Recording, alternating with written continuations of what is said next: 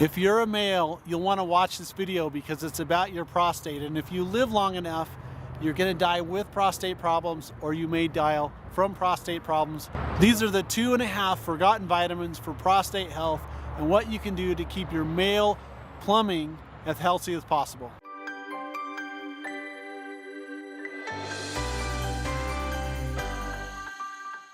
Hello everyone, Dr. West with 2.5 forgotten vitamins when it comes to prostate health and prostate cancer. Now when I say 2.5, we're going to have some discussions whether it's a vitamin or not, but there's some really important things to do with prostate health. This is really near and dear to my heart. I'm not a urologist, but I have a lot of prostate problems on my dad's side.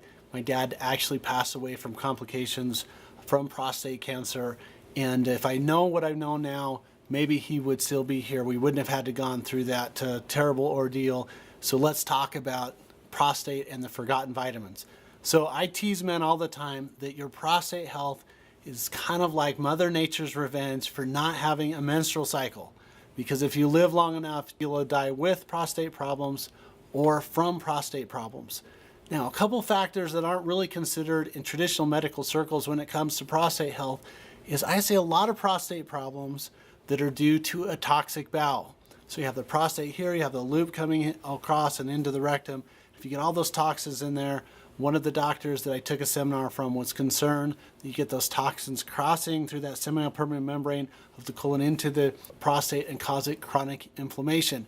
And then we talk about the different types of testing, the PSA test, which there's some concerns of how accurate and valid it is because different types of inflammatory conditions can affect your PSA count. And one of the concerns expressed at the seminar, again, that I was talking about on prostate health, was if they do a digital rectal examination, they feel for the prostate, and then they have the patient go and have a blood test after, that the digital rectal examination may actually increase temporarily the PSA and give an artificially high number. Now, I think it's important for people to get a PSA test specifically after age 40, but I also want you to know about all of your healthcare options when it comes to prostate health, both for prostate enlargement, prostatitis, irritation, and prostate cancer. So the important vitamins that are forgot in prostate health is one of my favorite vitamins, vitamin D. I think vitamin C is my favorite vitamin. Vitamin D is the next one. It's actually vitamin D number 3 because studies are showing that the higher your vitamin D levels are, the less likelihood you are to having prostate problems.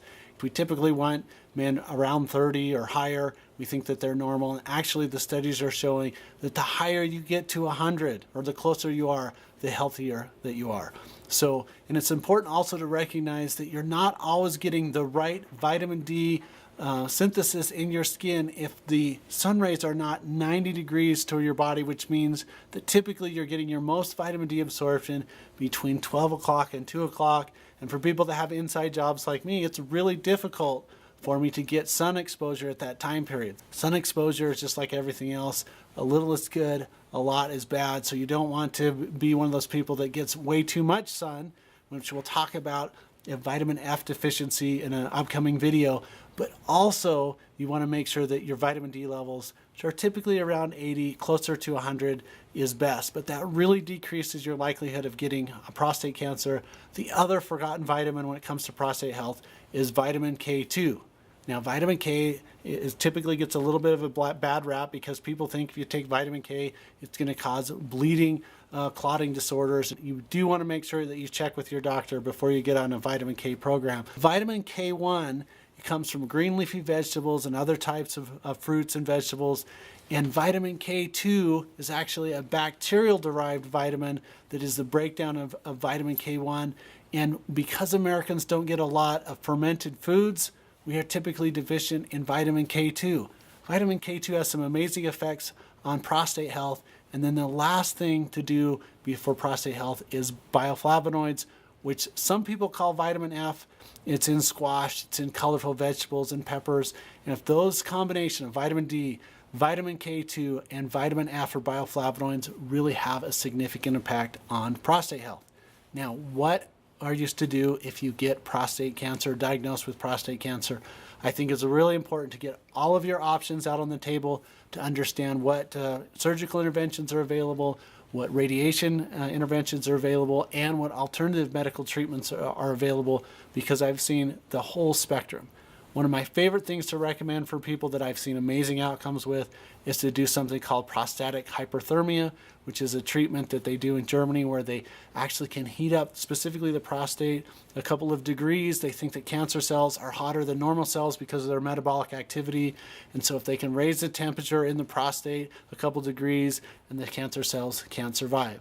Now, it's a consideration for some people. Medical interventions may be a consideration for other people.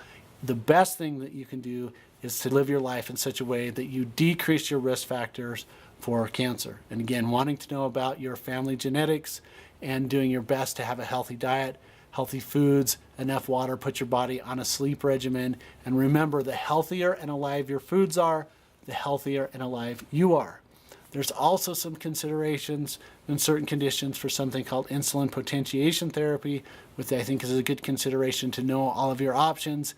And I found that patients, when they have all of their options out on the table, that they make good decisions for their own healthcare. So those are the things that I want you to know about with the different types of vitamins, vitamin K2, vitamin D3, and bioflavonoids for prostate health. This is Dr. Jason West. We'll see you on the next video. Hey guys, thanks for watching the video on prostate health and the forgotten vitamins. This is near and dear to my heart. I've got a lot of prostate family history on my dad's side. This video was fun to make because it shows you what you can do to avoid those problems in the future. If you like our video, please give us a thumbs up.